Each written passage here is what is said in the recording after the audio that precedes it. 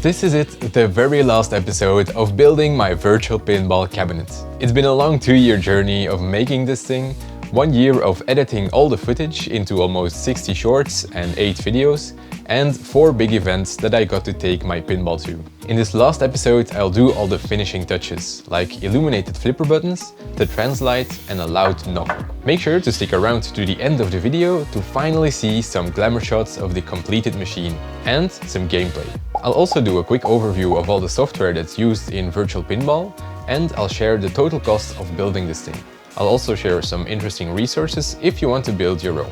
Finally, after more than 2 years of building and playing this, I'll share my thoughts and things that I learned. Now, let's dive into it for one last time. Right, next up one of the finishing touches, and that'll be these front button labels. For that I printed out these labels on some transparent paper. I'll cut these out and put them on the inside of these buttons. I already went ahead and did the start button, so now I still have to do the extra ball and the exit button. And start to carefully cut out the small circles that will go inside of the buttons. It's really easy to get to the button housing, as the inner socket with all the connections just pops out. I can then unscrew the nuts and remove the buttons. To get to the inside of the button, these white pieces have to be pushed together. The front part can then be removed and the colored cap can come off of the white plastic. There's another plastic circle that comes out as well. I can then put the label inside the colored cap and sandwich it in there with the colored circle. The white plastic snaps back in, then the spring can be added again, and finally the entire thing slots back into the black plastic housing.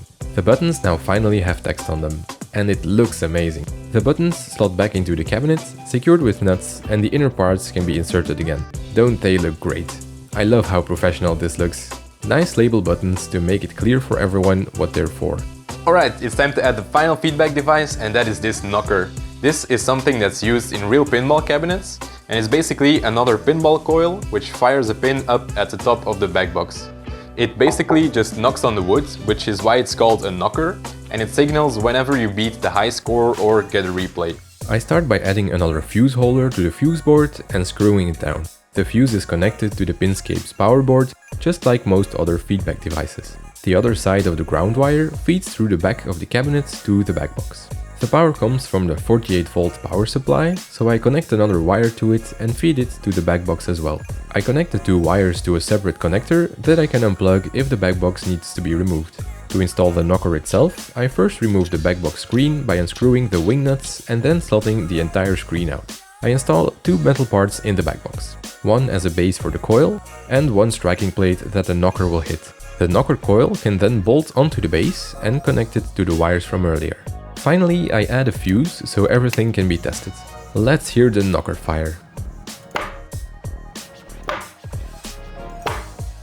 It doesn't sound like it on camera, but it's really loud. Perfect. Exactly what it should do. Another great addition to pinball cabinets are illuminated flipper buttons. These buttons are clear, and the idea is to light them up with some RGB LEDs. I'm using the Lightmite board for this. It's basically a simple PCB with some LEDs on it. Let's install these and see what they look like. I first screw the PCBs in between the cabinet and the flipper button nut. I can then screw the leaf switches for the buttons back into place. The PCBs have a convenient header onto which I can plug in another custom cable I made. Each PCB requires 4 wires, so I ended up making a giant cable using single core wire to plug it into the Pinscape controller. As you can see, the flipper buttons are now illuminated, and if I say so myself, they look pretty cool. Apart from looking cool, they also serve a purpose, and that is to mimic the buttons of the real pinball cabinets that you play.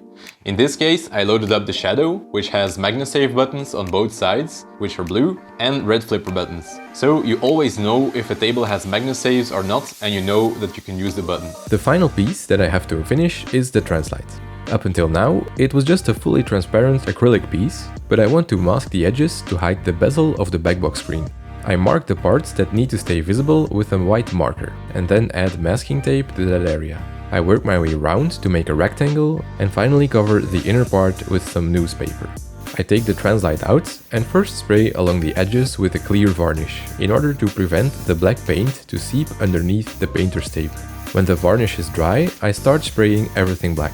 I do several coats, as ideally the black parts shouldn't be translucent anymore. When everything is dry, I remove the newspaper and do a satisfying peel of the painter's tape to reveal a clean black edge, thanks to the varnish trick. The final thing to do is insert the translite back into the back box and check out its final look. The edges are now super clean and hidden behind the black paint. What an amazing finish! It's now time to add the very final piece to the cabinet, new playfield glass. I remove the lockdown bar from the cabinet and slide out the old damaged glass. Then I open up the box of the new glass and carefully slide out the large sheet. The new glass can then slide into the cabinet to complete the build. And that's it, the end of the entire build after 2 years of working on it. Now let's give this thing its deserved honor. Roll the glamour shots!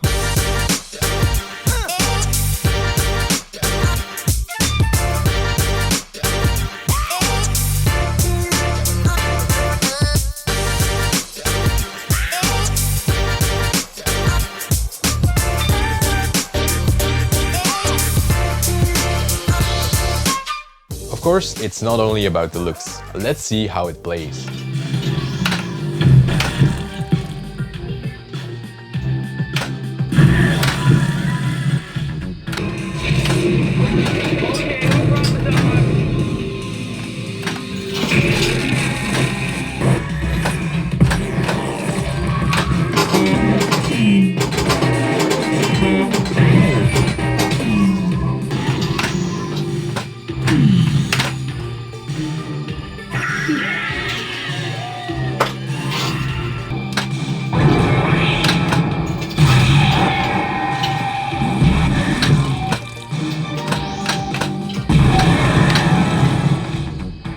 As you can see, it's a lot of fun to play, and there are a lot of interesting elements that interact with the gameplay. But what did all of this cost? Well, I spent about 2,000 euros on this in parts. Considering all the options it has, like a 4K screen, real pinball mechanisms, contactors, addressable LEDs, a shaker motor, and so on, I'd say that's a really good price. I tried to keep the costs as low as possible by buying second-hand as much as I could. The PC, graphics card and TV are all pre-owned. I also saved a lot by starting from an existing empty cabinet and soldering the Pinscape PCBs myself. If you're interested in the details, I kept a detailed spreadsheet with all the parts and their costs, which is linked in the description. In the spreadsheet, you can see how much of the total budget was spent on each category. For example, I spent about 27% or 500 euros on the cabinet and woodwork, 20% or 400 euros on the PC, and 18% or 350 euros on the feedback devices. Speaking of costs, all the software on this virtual pinball machine is totally free. Most of it is open source, with the most important aspect of it being Virtual Pinball X, a fantastic emulator in which pinballs are recreated by a large community of enthusiasts. People spend up to hundreds or even thousands of hours making digital versions of existing pinballs that are as realistic and high detail as possible. All these creators really deserve an immense amount of credit, as pinball emulation for a large part rests on their shoulders. An honorary mention to VPin Workshop, who in my opinion create the best digital versions that are out there these days. There's more software surrounding Virtual Pinball X, like B2S Server that is responsible for showing the backglass images, and Direct Output Framework, or DOF, which is a link between events in VPX and the feedback devices in the cabinet. I also use PinUpPopper as a frontend, in which I can browse through all my installed pins while looking at previews of their playfield. It used to be quite a tedious process to set everything up, but luckily there's an all-in-one baller installer these days that does it all for you. Now, after having built my virtual pinball and playing it for several years, what are my thoughts on it all? First up, the elephant in the room. How does it compare to real pinball? I own several real pinballs, and I have to say I love both my real pins and my virtual pin. Virtual Pinball is getting more and more realistic, and it's a really good emulation, but being totally honest, it is just not the same thing and you should view it as such.